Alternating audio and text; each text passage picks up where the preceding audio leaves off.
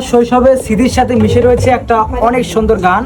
এই গানটি আমি প্রায় হাই স্কুলে থাকতে প্রায় সময় গাইতাম। তো আমার বন্ধু বান্ধব আত্মীয় স্বজন সবাই এই গানটি আমার কণ্ঠে শুনতো। তো আজকে হঠাৎ করে আমাদের ভাইদেরকে দেখে ইচ্ছা হলো যে আমি গানটা এখানে গাইবো তাদের সাথে। তো এই জন্য আজকে তাদের সাথে এই গানের আড্ডায় যোগদান করলাম। গাও বাংলা গাও, গানটা গাইবো এখন। ও সুন্দরী মনে